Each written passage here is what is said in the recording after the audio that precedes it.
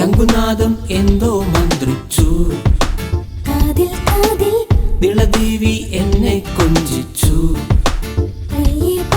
സ്വത്തോ അതോ സത്തോ വെള്ളിമുത്തോ, 1000 ഓർമ്മകൾ തന്നു നീ. സ്വത്തോ അതോ സത്തോ വെള്ളിമുത്തോ, 1000 ഓർമ്മകൾ തന്നു നീ.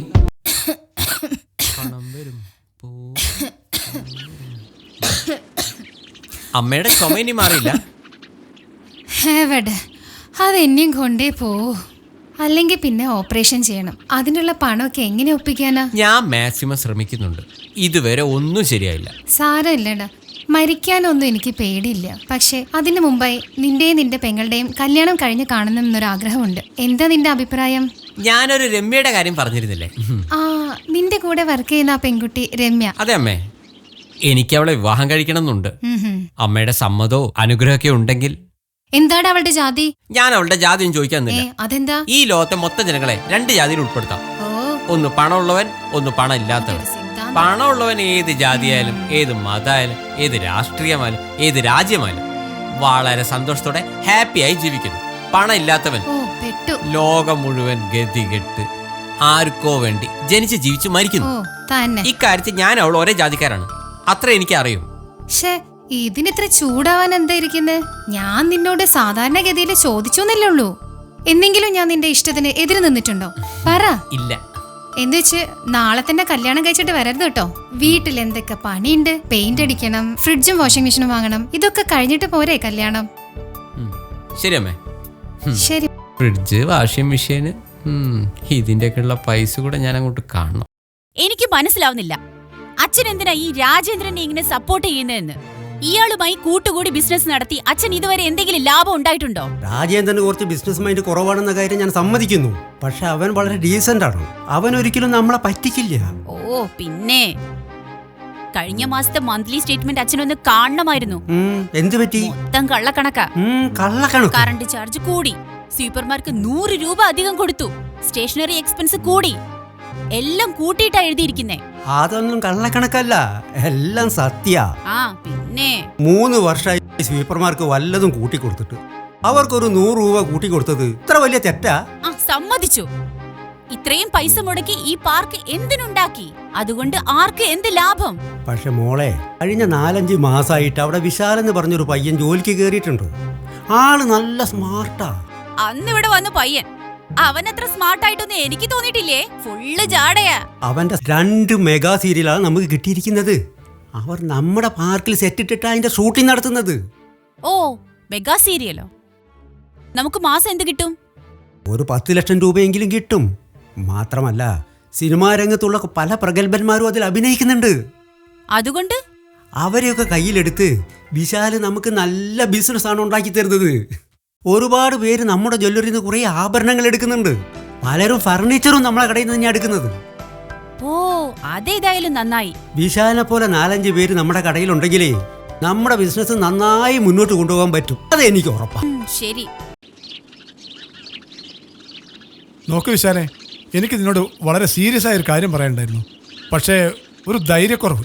എന്താണ് സാർ? എന്താ കാര്യം? വിശാലിനറിയാലോ, എനിക്കധികം ആയുസില്ല. ഡോക്ടർമാരെല്ലാവരും എഴുതി തള്ളിയ കേസാ.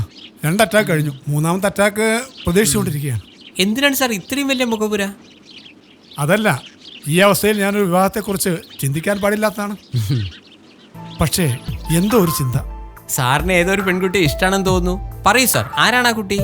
നിനക്കറിയാം, നമ്മുടെ ഓഫീസിലെ നിഷ. നിഷയോ? അതെ, കാര്യം അവളൊരു പാവപ്പെട്ട വീട്ടിലെ കുട്ടിയാ.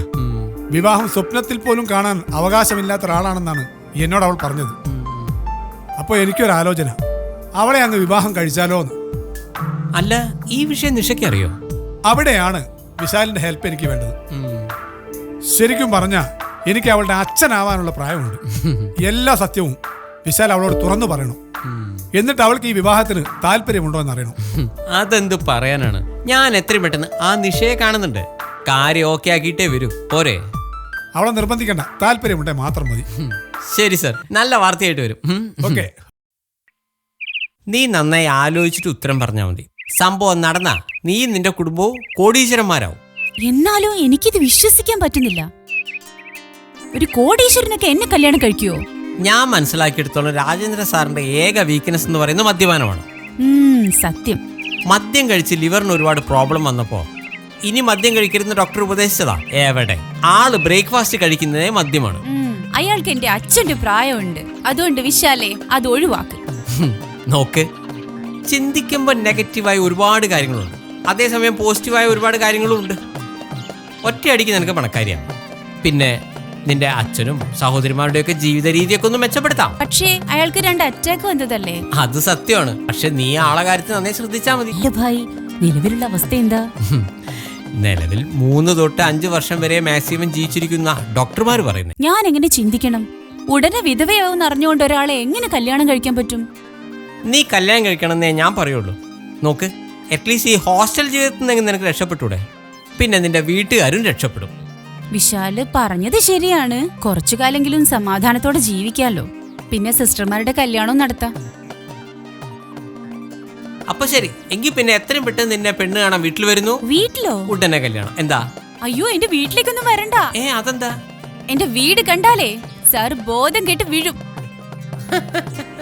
അത്രയ്ക്കും മോശം അവസ്ഥയാ ചെറിയൊരു വീടും. പക്ഷേ രാജേന്ദ്രന് സുഖമില്ലാത്തതാണെന്നുള്ളതും 2 അറ്റാക്ക് കഴിഞ്ഞു എന്നുള്ളതും ഒക്കെ ആ കുട്ടിയോട് പറഞ്ഞിട്ടുണ്ടോ? അതെല്ലാം ഞാൻ പറഞ്ഞ് ശരിയാക്കിയിട്ടുണ്ട്. ആണോ? അവർക്ക് പ്രശ്നമില്ലേ, നമുക്കെന്താ? എന്നാ നമുക്ക് നടത്താം. ആ നിഷ കല്യാണത്തിന് സമ്മതിച്ചു എന്നുള്ളത് എനിക്ക് വിശ്വസിക്കാൻ പറ്റുന്നില്ല. സത്യം, എനിക്കും. ഞാൻ അല്പം കഷ്ടപ്പെട്ടു. അല്ല, ഞാനിപ്പോ എന്താ ചെലവ് ചെയ്യേണ്ടത്? ചെലവിന്റെ ഒന്നും ആവശ്യമില്ല. വിശാലാണെങ്കിൽ മദ്യം കഴിക്കില്ല, നോൺ വെജിറ്റേറിയൻ ഫുഡും കഴിക്കില്ല, പിന്നെ എന്ത് ചെലവാ ചെയ്യേണ്ടത്? നമുക്കൊരു മസാല ദോശ കഴിക്കാം. ഓഹോ, ദോശയെങ്കിൽ ദോശ. വാ കേറ്. ഈ സാറിന്റെ ഒരു കാര്യം. വേറെ ആരെങ്കിലും ആണെങ്കിൽ ഞാനിപ്പോ അവരെയും കൊണ്ട് 5 സ്റ്റാർ ഹോട്ടലിൽ പോയേനെ. എനിക്ക് ശരിക്കും പറഞ്ഞാൽ ഞായറാഴ്ച ഭയങ്കര ബോറടിയായിരുന്നു. ഞായറാഴ്ച കൂടെ ജോലി ഉണ്ടായാൽ മതിയായിരുന്നു, നിന്നെ ഒന്ന് കാണാലോ. ഒരു കാര്യം പറയാൻ പറഞ്ഞു. എന്ത് കാര്യം? നിന്റെ കൂട്ടുകാരി നിഷയ്ക്ക് നല്ലൊരു ഭാഗ്യം കിട്ടിടി. ഉഗ്രനൊരു ലോട്ടറി. നമ്മുടെ രാജേന്ദ്ര സാറിന് നിഷയോടൊരു ഇഷ്ടോ? അവളെ വിവാഹം കഴിക്കാനും താല്പര്യമുണ്ട്. 2 അറ്റാക്കും കഴിഞ്ഞ് കുഴിയിലേക്ക് കാലം നീട്ടിരിക്കുന്ന അയാൾ എന്തിനാണ് കല്യാണത്തെ കുറിച്ച് ചിന്തിക്കുന്നത്? അതൊക്കെ അവരുടെ വ്യക്തിപരമായ കാര്യമല്ലേ, നമ്മളെന്തിനാ ഇടപെടുന്നത്? ഞാൻ നിഷയോട് ചോദിച്ചു, അവൾക്ക് ഇഷ്ടമാണ്. എത്രയും പെട്ടെന്ന് കല്യാണം നടക്കുമെന്നാ വിചാരിക്കുന്നത്. ഈശ്വരാ, ഇതെന്തൊരു ചതിയായി പോയി. ഇതിലെന്ത് ചതി? നോക്ക് ചേട്ടാ, ആ രാജേന്ദ്ര സാർ മരിച്ചാല് സ്വത്തെല്ലാം നമുക്ക് കിട്ടേണ്ടതാ. ആ നിഷയെ വിവാഹം കഴിച്ച സ്വത്തെല്ലാം അവൾക്കല്ലേ കിട്ടുക? സാരമില്ല രമ്യേ, ഈ നിഷ എന്ന് പറയുന്നത് നിന്റെ ഡിയറസ്റ്റ് ഫ്രണ്ട് അല്ലേ, അവള് രക്ഷപ്പെടട്ടെ. മാത്രമല്ല നമ്മൾ കഷ്ടപ്പെട്ടുണ്ടാക്കിയ സ്വത്തൊന്നല്ലോ, പോയാ പോട്ടെ. നോ, എനിക്ക് അങ്ങനെയൊന്നും ചിന്തിക്കാൻ പറ്റില്ല. ചേട്ടൻ ആ കാര്യം പറഞ്ഞ അന്ന് മുതൽ ഇന്ന് വരെ എന്തെല്ലാം സ്വപ്നങ്ങൾ കണ്ടാ ഞാൻ ജീവിച്ചെന്നറിയോ? കഷ്ടം, എല്ലാം പോയി. ഈ വിവരം അറിഞ്ഞപ്പോ നിങ്ങൾക്ക് രാജേന്ദ്ര സാറിനെ ഒന്ന് നിരുത്സാഹപ്പെടുത്താമായിരുന്നില്ലേ? നോക്ക് രമ്യ, ഞാൻ എപ്പോഴും നേരവാ നേരപ്പോ ചിന്തിക്കുന്ന വ്യക്തിയാണ്. സർവോപരി രാജേന്ദ്ര സാറിന് എനിക്ക് ഭയങ്കര ഇഷ്ടമാണ്. നിഷ എന്റെ നല്ല ഫ്രണ്ടാണ്. വലിയ കാര്യമായി പോയി. ചുരുക്കത്തിൽ നമ്മൾ വട്ടപൂജയായി. കഷ്ടം, ആ നിഷ ഈ കല്യാണം കഴിഞ്ഞ കോടീശ്വരിയാകും. ഞാൻ കണ്ട സ്വപ്നം ഒക്കെ വേസ്റ്റ് ആയി. കമോൺ രമ്യ, എനിക്കിപ്പോ ആവശ്യത്തിന് ആരോഗ്യമുണ്ട്. അത് വെച്ച് നിന്നെയും നമുക്ക് ഭാവിയിൽ ഉണ്ടാവാൻ പോകുന്ന മക്കളെ അന്തസ്സായി പോറ്റാം, പോരെ? കഷ്ടായി പോയി. ഒടുവിൽ മണ്ണും ചാരി നിന്ന നിഷ ഗോൾ അടിച്ചു. എടി ഭയങ്കര കണ്ണും മൂക്കും കാട്ടി വളച്ചതാ. രമ്യ, പണം മാത്രമാണോ ജീവിതം? എടാ, ഒരു അത്യാവശ്യ കാര്യം പറയണ്ടായിരുന്നു. എന്താ കാര്യം? നിന്റെ അമ്മാവൻ വന്നിരുന്നു. നമ്മുടെ പ്രമീളയുടെ കല്യാണം ശരിയായത്രേ. ഗൾഫുകാരനാണ് അത്രേ പയ്യൻ. അതേതായാലും നന്നായി. ഇതിലൊരു പ്രശ്നമുണ്ടല്ലോ. എന്ത് പ്രശ്നോ? അറിയാലോ, ലക്ഷ്മിക്ക് MBBS പ്രവേശനം കിട്ടിയപ്പോ മാമനാണ് 5 ലക്ഷം രൂപ തന്ന് സഹായിച്ചത്. ആ പണം മാസത്തവണയായിട്ടേ തിരിച്ചടയ്ക്കൂന്ന് ഞാൻ അന്നേ അമ്മാവനോട് പറഞ്ഞതല്ലേ. മാത്രമല്ല ഇതുവരെ 1 ലക്ഷം രൂപ കൊടുക്കുകയും ചെയ്തു. എല്ലാം ശരിയാണ്. പക്ഷേ ഇപ്പോൾ പ്രമിളയുടെ കല്യാണം നടത്താൻ ബാക്കി പണം മുഴുവനായി നമ്മളോട് കൊടുക്കാൻ പറയുന്നു. നമ്മളിനിപ്പോ എന്ത് ചെയ്യും? 4 ലക്ഷം രൂപയോളം ബാക്കിയില്ലേ കൊടുക്കാൻ? മാത്രല്ല നമ്മുടെ ലക്ഷ്മിയുടെ സെമസ്റ്ററിന്റെ ഫീസ് 1,40,000 രൂപ വേറെയും കാണണല്ലോ. എല്ലാം കൂടെ 5.5 ലക്ഷം രൂപയോളം വരും. ഒരു ഐഡിയയും കിട്ടുന്നില്ല. അയ്യോ എന്റെ വിശാലേ, 5 ലക്ഷം രൂപ പോയിട്ട് 5,000 രൂപ എടുക്കാനില്ല. ഞാൻ പറഞ്ഞില്ലേ, എറണാകുളത്ത് നമ്മുടെ ജ്വല്ലറിയുടെ ബ്രാൻഡ് തുടങ്ങുന്ന കാര്യം മൊത്തം എല്ലാ കക്ഷിയോടെ ഇറങ്ങണമേ. ഇനി 6 മാസം ഇവർ രക്ഷ ചെയ്തു. ഓക്കെ, ശരി സാർ. 5,000 രൂപയ്ക്കാണെങ്കിൽ കൊടുക്കാമായിരുന്നു. 5 ലക്ഷം രൂപ അല്ലെ? കൈ കാശില്ലാത്തവരെന്തിനാ പെങ്ങളെ ഈ സ്വാശ്രയ കോളേജിലൊക്കെ കൊണ്ട് പഠിപ്പിക്കുന്നത്?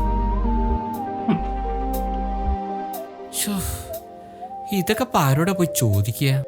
ഹലോ ഹലോ, എന്താടി രാജേന്ദ്ര സാറുമായി വിവാഹം ഉറപ്പിച്ചതോടെ നീ എന്നേക്ക് മറന്നോ? മറന്നിട്ടാണോ ഞാൻ നിന്നെ വിളിക്കുന്നേ? നോക്ക്, നിന്റെ ചേച്ചി ഹസ്ബൻഡിനെ ഇങ്ങനെ അവിടെ പോയി വിളിക്കണോ അതോ? ഏയ് അതൊന്നും വേണ്ട, ഞാൻ പറഞ്ഞിട്ടുണ്ട്. അവരൊക്കെ കുടുംബസമേതം കല്യാണത്തിന് എത്തും. Okay bye. അവളെ ഒരു കല്യാണം. ചേട്ടാ, നമ്മുടെ കുടുംബ പ്രശ്നങ്ങൾ തീർക്കാൻ ദൈവം കാണിച്ചു തന്നൊരു വഴിയായിരുന്നു രാജേന്ദ്രൻ സാർ. ഓ നീ ഒന്ന് വിടുമോളെ. നോ, ഓ 24 മണിക്കൂർ ദിവസം. ഞാനിത് വിടില്ല. എനിക്കൊരു പണക്കാരി ആവണം. നോക്ക്, രാജേന്ദ്ര സാർ നിഷയെ കല്യാണം കഴിക്കുന്നതിന് തൊട്ട് മുമ്പ് മരിച്ചാലും നമുക്ക് സ്കോപ്പ് ഉണ്ട്. എന്തിനാ രമ്യ എങ്ങനെയൊക്കെ ചിന്തിക്കുന്നത്? ഞാൻ അങ്ങനെ ചിന്തിക്കൂ. ചേട്ടാ, എനിക്കൊരു ഐഡിയ തോന്നുന്നു. എന്താ ഐഡിയ? നമുക്ക് അയാളെ കൊന്നാലോ? ഈ സ്വത്ത് മുഴുവൻ നമ്മളെ കയ്യിൽ വരില്ലേ? Are you mad Ramya? നിനക്ക് എങ്ങനെയാണ് ഇങ്ങനെയൊക്കെ ചിന്തിക്കാൻ പറ്റുന്നേ? ഒന്നില്ലേലും അങ്ങനെ തരുന്ന ശമ്പളം കൊണ്ടല്ലേ നിന്റെ വീട്ടിൽ ചോറും കറിയൊക്കെ വാങ്ങുന്നേ? നന്ദി വേണടി, നന്ദി. എനിക്കിപ്പോ എങ്ങനെ ചിന്തിക്കാൻ പറ്റൂ? ചേട്ടനിപ്പോ എന്റെ കൂടെ നിൽക്കാൻ പറ്റുമോ? പുഷ്പം പോലെ ഞാൻ അയാളെ കൊന്നു തരാം. നോ, ഞാൻ ഒരിക്കലും അതിനെ കൂട്ടുവെക്കില്ല. ആരെയും വേദനിപ്പിച്ച് നമ്മളൊന്നും നേടണ്ട. ഛേ, ഒരു പെണ്ണിനെയൊക്കെ കഷ്ടമാണല്ലോ മനുഷ്യ നിങ്ങള്. ഒരാണെന്നൊക്കെ വെച്ചാ എന്താ? നല്ല ചങ്കുറപ്പും ധൈര്യം ഉണ്ടാവും. Come on, kill him. അയാളെ കൊന്നിട്ട് വാ, എന്നിട്ടൊരു ആൺകുട്ടിയാണെന്ന് തെളിയിക്കേ. ഒരു ഉപദേശം. അങ്ങനെ ഒരാളെ കൊന്നിട്ട് എനിക്ക് ആൺകുട്ടിയാന്ന് തെളിയിക്കേണ്ട ആവശ്യമില്ല. എന്നെ നിങ്ങൾ മറന്നേക്ക്. 10 മാസം നൊന്ത് പറ്റും നിങ്ങളുടെ അമ്മയോട് നിങ്ങൾക്ക് കടപ്പാടില്ലേ? ഓപ്പറേഷൻ ചെയ്ത് അവരുടെ ജീവൻ രക്ഷിക്കാൻ പണം വേണ്ടേ? ഡോക്ടർ ആവാൻ സ്വപ്നം കണ്ട് നടക്കുന്ന നിങ്ങളുടെ സഹോദരിയുടെ ഫീസ് നിങ്ങൾ എങ്ങനെ അടയ്ക്കും? അവളെ നല്ല നിലയിൽ കല്യാണം കഴിപ്പിച്ചയക്കാൻ പണം ഉണ്ടോ നിങ്ങളേല്? ചേട്ടാ, ഇനി ചിന്തിക്കാൻ സമയമില്ല. ദൈവം നമുക്ക് നല്ലൊരു വഴിയാ കാണിച്ചു തന്നത്. നാളെ നമ്മളെ രണ്ടുപേരെയും അങ്ങനെ വീട്ടിലേക്ക് വിളിച്ചിട്ടില്ലേ, അവിടെ വെച്ച് അയാളെ കൊല്ലണം. ബാക്കി ചെയ്യേണ്ടതൊക്കെ ഞാൻ ചെയ്തോളാം. നോ രമ്യ, പ്ലീസ്, നീ എനിക്കൊരു സമാധാനം താ. അല്ല വിശാലെ, നീയും രമ്യയും തമ്മിൽ ഇങ്ങനെ പ്രേമിച്ച് നടന്നാ മതിയോ? ഒരു കല്യാണമൊക്കെ കഴിക്കണ്ടേ? ആ, ഉടനെ ഉണ്ടാവും. അതെ, ഇന്നലെ രാത്രി ഞാൻ ഒരു പോലീസ് കേസിൽ പെട്ടടാ. പോലീസ് കേസോ? ഞാൻ ഇന്നലെ രാത്രി ബാറിൽ നിന്ന് വരുമ്പോ അല്പം ഓവറായി. എന്റെ കാറും ഓട്ടോറിക്ഷയുമായി ഉരസി. ഈശ്വര, എന്നിട്ട്? ഓട്ടോക്കാരൻ ഭയങ്കര ബഹളം ഉണ്ടാക്കി. പോലീസ് എത്തി. ഞാൻ മദ്യപിച്ച് വണ്ടി ഓടിച്ചു എന്ന് പറഞ്ഞ് എനിക്കെതിരെ കേസായി. സത്യത്തിൽ അവന്റെ വണ്ടി എന്റെ വണ്ടിയിലടിച്ചത്. പക്ഷെ ഞാൻ അങ്ങ് പെട്ടു. ഈ മദ്യപാനം അവസാനിപ്പിക്കാൻ ഞാൻ സാറിനോട് എപ്പോഴും പറയാറുള്ളതല്ലേ. നിങ്ങളുടെ കല്യാണത്തിന് ഒരാഴ്ചയല്ലേ ബാക്കിയുള്ളൂ. ഇനി ഇതിൻ്റെ ഇടയിൽ ഇനി കോടതിയായിട്ട് കളിക്കുക? എടാ, എന്റെ ഭാഗത്ത് ഒരു തെറ്റില്ലടാ. ആ വിശാൽ, ഒരു മിനിറ്റ്, ഫോണോ? ഓ, ഇതൊരു ചാൻസ് ആണ്. നോക്ക് ചേട്ടാ, ഇതൊരു ഗോൾഡൻ ചാൻസാ. എന്റെ കയ്യിൽ വിഷമുണ്ട്. ഞാനിത് അങ്ങേരുടെ ചായയിൽ കലക്കട്ടെ. അയ്യോ രമ്യ, അങ്ങനെ ചെയ്യല്ലേ, പാപം കിട്ടും. ഇന്ന് അങ്ങേര് മരിച്ച യാതൊരു പ്രശ്നവും വരാനില്ല. കണ്ടോ, ഇന്നലെ രാത്രി വരെ മദ്യപിച്ചതിന് തെളിവുണ്ട്. പിന്നെ ഇങ്ങേർക്ക് ആകെ ഉള്ളതൊരു സഹോദരനാ. അയാൾ ഇപ്പൊ ദുബായിലാ. നോക്ക് രമ്യ, പോസ്റ്റ്മോർട്ടം എങ്ങനെ നടന്നാൽ വിഷകത്ത് നിന്നൊന്ന് അവർ കണ്ടെത്തും. നമ്മൾ രണ്ടാളും അഴിയണ്ണേ. അതിന് പോസ്റ്റ്മോർട്ടം നടക്കില്ല. ഒരു സാധാരണ മരണമായി നമുക്കിതിനെ മാറ്റണം. പ്ലീസ്, ഇങ്ങനെയൊന്നും ചിന്തിക്കരുത്. ഓ, നിങ്ങൾക്കിത് വെറും കോംപ്ലക്സ് ആണ്. എപ്പോഴും വിശാല് നല്ല മനുഷ്യനാണ്, മാന്യനാണ് എന്നൊക്കെ നാട്ടുകാരെ കൊണ്ട് പറയിപ്പിക്കണം. നിങ്ങൾക്കെല്ലാം വേണം, അനുഭവിക്കണം. അതേസമയം മാന്യതയുടെ മുഖംമൂടി അണിയുകയും വേണം. You are A hypocrite. നോക്ക്, വിനാശകാല വിപരീത ബുദ്ധി. വെറുതെ വേണ്ടാത്ത പണിക്ക് പോവല്ലേ. എനിക്ക് ഈ സ്വത്തൊന്നും നഷ്ടപ്പെടാൻ വയ്യ. ഒരു കാരണവശാലും ബോഡി പോസ്റ്റ്മോർട്ടം നടത്തിക്കരുത്. അത്രയുള്ളൂ. വേണ്ടടി, വേണ്ട. ചേട്ടനൊന്നും പറയണ്ട. രമ്യ, ഞാൻ പറയുന്നത് പേടിത്തൊണ്ടൻ. എടി എടി, റിസ്ക് ആണടി ചെയ്യുന്നത്. ഭയങ്കര റിസ്ക് ആണത്. എന്താവോ എന്തോ. കണ്ടോ? അങ്ങേര് വരുന്നുണ്ട്. ഭഗവാനെ, വർക്കൗട്ട് ആവണേ. ഐ എം സോറി, എന്റെ അമേരിക്കൻ ഒരു ഫ്രണ്ട് വിളിച്ചതാ. പഴയ കാര്യങ്ങളെ പറഞ്ഞിട്ടേ സമയം പോയത് അറിഞ്ഞില്ല. അല്ല, നമ്മൾ എവിടെയാ പറഞ്ഞു നിർത്തിയത്? നിങ്ങൾക്ക് രണ്ടാക്കും ബോറടിച്ചോ? Hey, no. വിശാൽ, എന്റെ നെഞ്ചു വല്ലാതെ വേദനിക്കുന്നു. എന്തു പറ്റി? എന്ത് പറ്റാൻ? എന്തു പറ്റി സർ?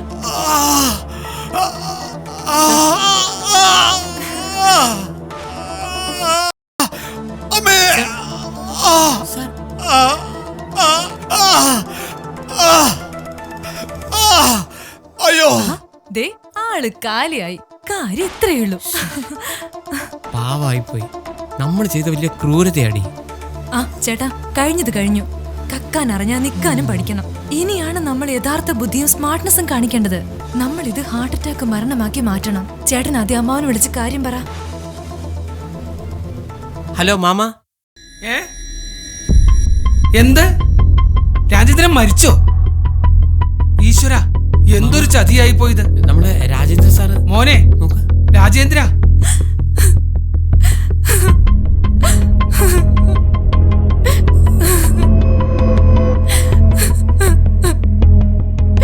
നോക്ക് വിശാലെ, നീ ഈ കാര്യം പോലീസിനെ അറിയിച്ചോ?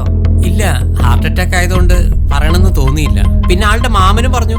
നോ വിശാലെ, ഇത് ഭാവിയിൽ പ്രശ്നമാവും. നോക്ക്, ആളീ സിറ്റിയിലെ പ്രശസ്തനായ വ്യക്തിയാണ്. അതെ. നാളെ പണത്തിന് വേണ്ടി അദ്ദേഹത്തെ ആരെങ്കിലും കൊന്നു എന്നുള്ള പരാതി ഉണ്ടാവാൻ പാടില്ല. ഉടനെ പോലീസിനെ വിളിച്ചു പറ. സോ നിർബന്ധമായും പോസ്റ്റ്മോർട്ടം ചെയ്തിരിക്കണം. ഓക്കേ? ശരി. ഓക്കെ.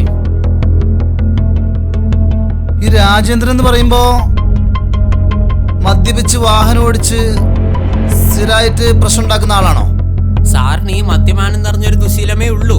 ആ ഓട്ടോ അടിച്ച കേസിൽ ഇന്നലെ അവനെ ഞാൻ ബാൻ ചെയ്ത് വിട്ടതാ. ആട്ടോ എങ്ങനെ മരിച്ചത്? ഭഗവാനെ, ജയിലിൽ കിടക്കേണ്ടി വരുമോ? ഈശ്വര. ഇതിനു മുമ്പ് 2 തവണ ഹാർട്ട് അറ്റാക്ക് വന്നിരുന്നു. ഇനിയും മദ്യം കഴിച്ച അറ്റാക്ക് വരുന്ന ഡോക്ടർ പറഞ്ഞതാ. പക്ഷെ ആളത് കേട്ടില്ല. വീട്ടിലും നാട്ടിലും ആർക്കെങ്കിലും വല്ല പരാതി ഉണ്ടോ? ഇല്ല. അങ്ങനെയാണെങ്കിൽ ബോഡി പോസ്റ്റ്മോർട്ടം ചെയ്യേണ്ടി വരും. ഇദ്ദേഹത്തിന് അച്ഛന്റെ 1ാമത്തെ ഭാര്യയിൽ ഒരു സഹോദരനുണ്ട്, ചന്ദ്രദാസ് എന്ന പേര്. നമ്മുടെ കളരിക്കൽ ചന്ദ്രദാസ്, അവനെന്റെ കൂട്ടുകാരനല്ലേ? ആണോ? ഞാൻ വിളിച്ചോളാം. ശരി സാർ. ശരി.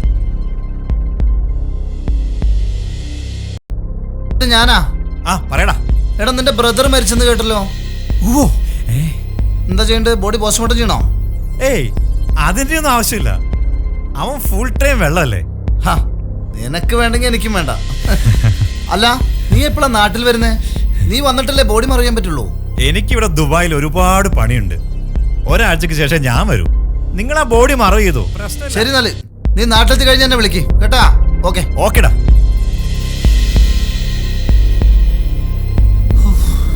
പോസ്റ്റ്മോർട്ടം വേണോ? പ്രശ്നം സോൾവ് ആയി. ദൈവമേ, തടിയൂരി. വാ.